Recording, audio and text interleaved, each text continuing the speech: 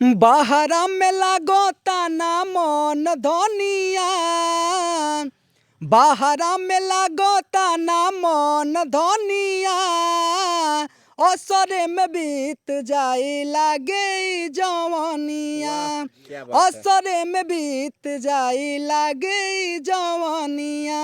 घरवा में रोवतिया राउर कनिया, घरवा में रोवतिया राउर कनिया, असरे में बीत जाई राजा ई जवनिया, असरे में बीत जाई लागे ई जवनिया।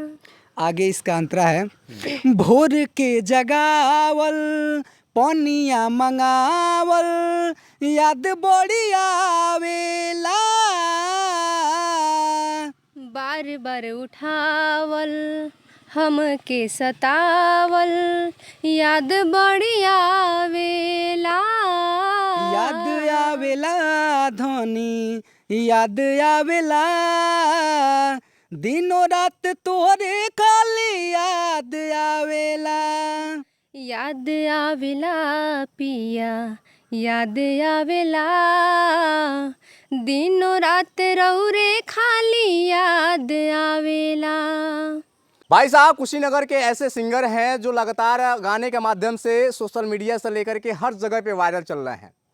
आपको बता दें कुबेर स्थान के रहने वाले लोग हैं और इनका जो गाना है काफ़ी लोग पसंद भी करते हैं। आपको मैं बता, जब किसी लड़के का शादी होता है और वो जब अपने बीवी को घर छोड़ करके बाहर कमाने के लिए जाता है, उस समय क्या स्थिति होती है, कितना वियोग होता है, इस गाने के माध्यम से आज ये लोग बताएंगे कि पत्नी कितना वियोग में रहती है, पत्नी क्या कहती है पति से जब बाहर चला जाता है और पति उधर से क्या कहता है। इस गाने का माध्यम से आपको सुनने को मिलेगा। बहुत ही अच्छा गाना है। सबसे पहले इन लोग का हम परिचय आपको बता देते हैं। स्वागत है इस चैनल में आपका। जी आपका भी बहुत बहुत स्वागत है और आपके सभी दर्शकों को मेरा प्रणाम। मेरा नाम पीके राजा है। जी आपका? जी मेरा नाम गौरीश्री है। जी मेरा नाम प्रेम सिंह बेदर्दी है। जी प्रेम सिंह बेदर्दी। जी ये हम लोगों का गाना जो है एक मूवी का है। आप लोग राजा फिल्म स्टूडियो सर्च मारिएगा यूट्यूब पे और फेसबुक पे हर जगह मिलेगा। उसमें का ही एक गाना है जो फिल्म का नाम है परदेश में काम करने वाले मजदूर। ये आप लोग सर्च मारिएगा, उसी फिल्म का गाना है। हम दोनों लोग गाए हैं डुएट। स्किप किए आप लोग देखिएगा, इतना चैलेंज है और आंख से आंसू आ जाएगा। जी ना वो कहीं ना कहीं भावुक वाला गाना है। जी उसमें ये कहानी उसमें ये दिखाया गया जो वेल्डिंग मारने के लिए वेल्डिंग का काम करने जाते हैं प्रदेश में लोग, कैसे रहते हैं, कैसे खाना बनाते हैं, सब दिखाया गया हो। कैसे अपने दोस्तों के साथ वहाँ पे प्रदेश में रहते हैं। उसी फिल्म का ये गाना है। बाहरा में लागोता ना मन धनिया, बाहरा में लागोता ना मन धनिया, असरे में बीत जाई लागे ई जवनिया, असरे में बीत जाई लागे ई जवनिया। घरवा में रोवतिया राउर कनिया, घरवा में रोवतिया राउर कनिया, असरे में बीत जाई राजा ई जवनिया, असरे में बीत जाई लागे ई जवनिया। आगे इसका अंतरा है। भोर के जगावल पनिया मंगावल, याद बड़ी आवेला, बार बार उठावल हमके सतावल, याद बड़ी आवेला, बिरह में जरतिया ई बिरहिनिया, बिरह में जरतिया ई बिरहिनिया, असरे में बीत जाई लागे जवानिया, असरे में बीत जाई लागे जवानिया।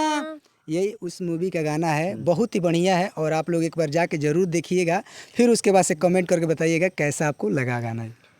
हाँ, तो आपने सुन ही लिया कि किस तरीके से ये लोग गाना सुनाए हैं। बहुत ही शानदार गाना है। अच्छा, क्या नाम है कि सिर्फ गाना ही आप लोग का चलता है, कुछ और भी आगे का? जी जी, देखिए हम लोग का गाना के साथ साथ पहले मेन तो टारगेट हम लोग का गाना ही था, लेकिन गाना के साथ साथ अभी उस चैनल पे सबसे ज़्यादा मूवी चल रहा है जो शॉर्ट फिल्म कहा जाए। उस पे शॉर्ट फिल्म के अंदर ही गाने सगरे भोजपुरी हो चाहे हिंदी हो उसमें डाल देते हैं हम लोग। अच्छा, हम चाहेंगे एक और डिबेट वाला गाना हो, थोड़ा सा सुना दीजिए। जी जी जी बिल्कुल। एक और उसी का पार्ट 2 हम लोग बनाए, परदेश में जो मजदूर रहते हैं उसी में का एक और गाना है। याद आवेला धनी, याद आवेला, दिनों रात तोरे खाली याद आवेला। याद आवेला पिया, याद आवेला, दिनों रात रौरे खाली याद आवेला। आगे अंतरा है। बानी जा गरीब घर के बात तू मानो, आएब जल्दी घरे ऐसे जिद जन ठानो। बहरा में जाके पिया भूल रौरा गईनी, तीज त्योहारो बीतल घरे नाही आईनी। चैन आवेला ना करार आवेला, दिनों रात तोरे खाली याद आवेला। याद आवेला पिया, याद आवेला, दिनों रात तोरे खाली याद आवेला, याद आवेला धनी, याद आवेला। वाह, क्या बात है, बहुत ही शानदार गाना लगा भाई, दिल को छू लिया। क्योंकि आप परदेश में अगर रहते हैं तो ये गाना ज़रूर सुनिएगा एक बार। और इन लोगों ने ऐसा ही गाना जो गाया है और इसी गाने को लेकर आज पूरे कुशीनगर में नहीं बल्कि उत्तर प्रदेश में लोग वायरल चल रहे हैं। अब इनका गाना कैसा लगा है कमेंट बॉक्स में ज़रूर बताइएगा, वीडियो को शेयर कीजिएगा। तब तक के लिए धन्यवाद।